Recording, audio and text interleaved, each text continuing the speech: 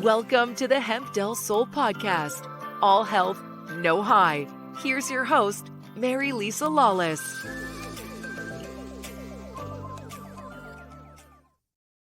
Hello, everyone, and welcome back to another episode of the Hemp Del Sol podcast. I am your co-host, Jeremy Wolf, joined by none other than your host, Mary Lisa Lawless. Mary Lisa, good to see you.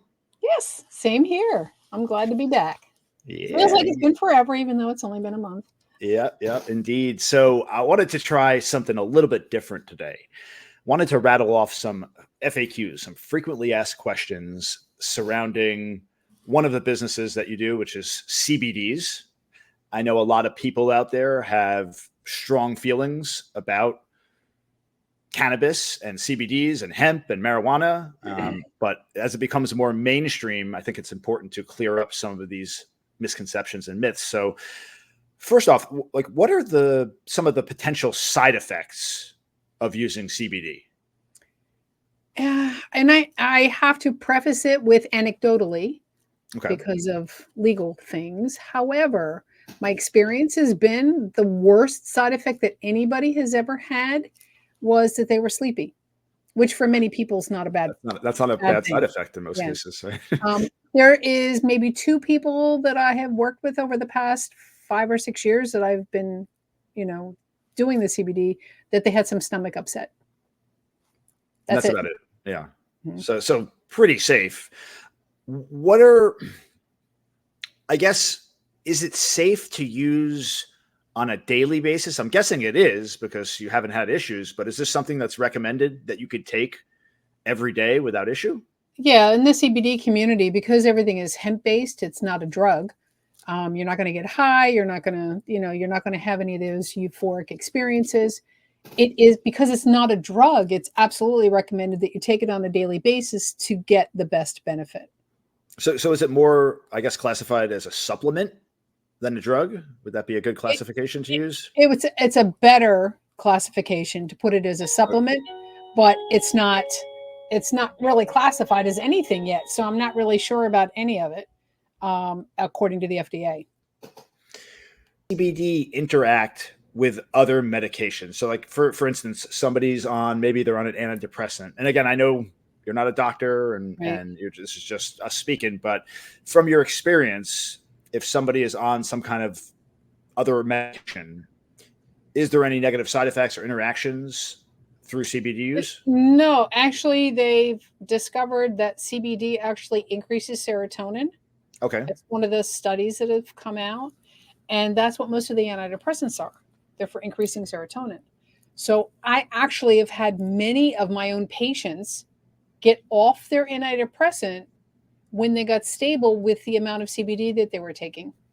So I have seen not a negative interaction, but a positive replacement, so that they've actually been able to replace their antidepressant medication. I've seen people get off of their pain medication specifically because they were using CBD, and the CBD appeared to be taking care of their inflammation. And sometimes pain is increased because of anxiety. So once the CBD took care of the anxiety and the pain, they didn't need the pain medication anymore. That's fantastic. As somebody that has taken antidepressants and anxiety and pain medicine throughout my life, I know how difficult that could be on the mind and how it could totally change the way your mind is structured. So if there's an alternative to that, and like I think we've talked about before, like it doesn't hurt to try it, right? To just implement it into your life and see what it does for you. Because it is, again, through all accounts, pretty damn safe. Yeah, and throughout cannabis as the parent of marijuana and hemp, nobody's ever died from an overdose. Nobody's ever had any life-threatening illnesses as a result of taking hemp. So what does the FDA say about all of this? Like, where are they at with this? I know this is still so much red tape, but like, what is the FDA's current positions and guidelines regarding the safety and efficacy of CBD? Well, realistically, they have been studying this since the 1970s. It is kind of crazy. So they have more and more studies, and they have approved medically a CBD product Epidiolex for treating seizures. Okay. But it's only that one product. And then there's 2 others, I believe, that they've also approved, but they are prescription only. And they are CBD. And so the Epidiolex is CBD, and the other 2 are actually synthetic THC based medications for pain. But that's all the FDA has approved. So the FDA hasn't said this is a supplement, nor are they saying it's a drug. They're saying we need to do more research. So they approved synthetic THC for pain? Because I've heard all sorts of horror stories about the synthetic THCs that they sell. Yeah, no. And this is a prescription. Okay. Like I said, I can't remember the names of it. It's like, it used to be Marinol was the one, but that's not, I don't know that that's still around. But Marinol was synthetic THC that they used to treat pain. And they were giving it only to cancer patients. Got it. So, Okay. and that was for years. So the FDA just, I read a report that came out last month from the FDA. And what they said the holdup is being able to get it in front of Congress. Oh. And that if Congress put some pressure on the FDA to continue their research, it would move forward.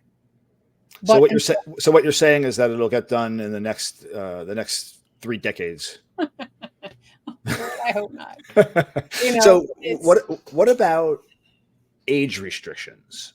Are there any recommended ages, or is there a recommended age for use of CBD products? And are there any restrictions specifically on like children and teenagers?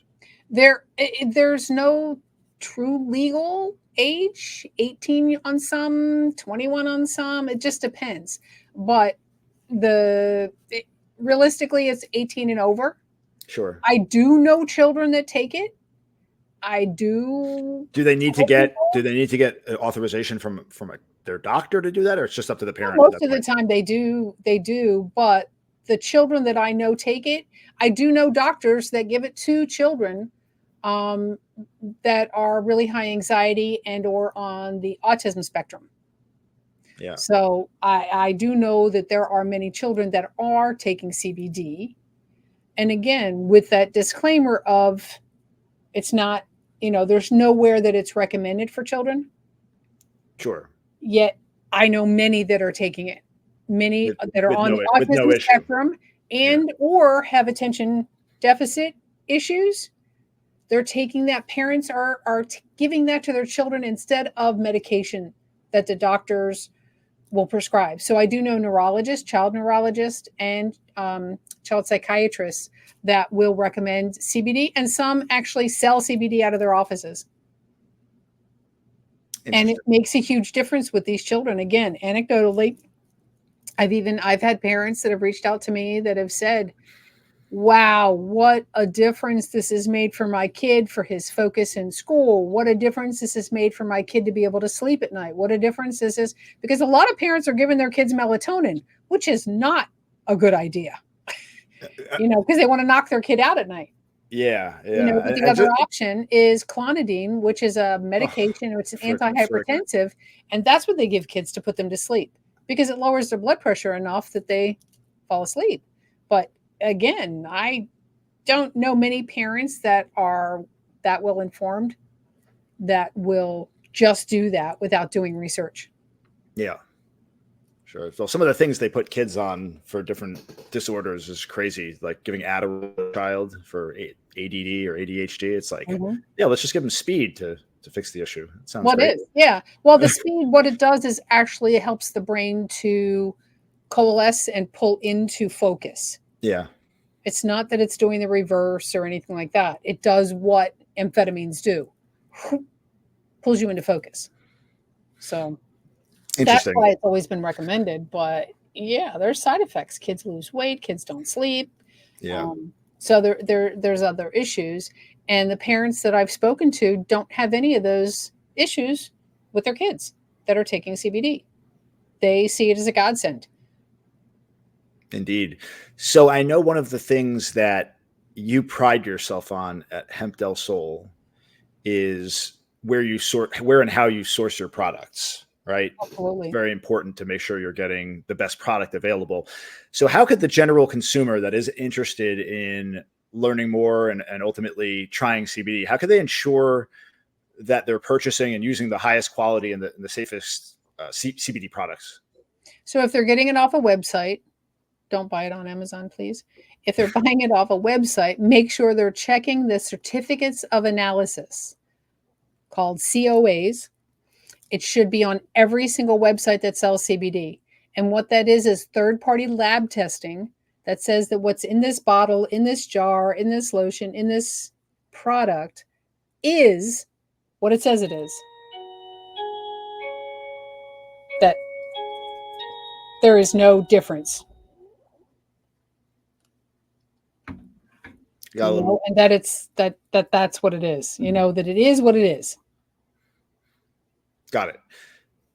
Lastly, what is some of the ongoing research, or what ongoing research is the FDA currently conducting on CBD?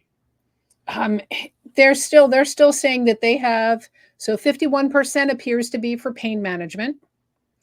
9% is actually for psychiatry, and this is just a report that came out in May. 9% of the research is about psychiatry and helping with mental health issues, and then just various other bits and pieces. But those were the two that stood out to me in that report. Got it. So, yes. And that's recent. That's recent research. So it had a little pie chart on the FDA website about what they're doing. Okay, very cool. So that wraps it up. If you guys like this format with these frequently asked questions, if you think this was useful, please drop a comment below and let us know if there's any other topics you'd like us to address. Mary Lisa, always a pleasure. Absolutely. I'm glad we're doing this. And yes, I love to answer questions. So please feel free to reach out to me.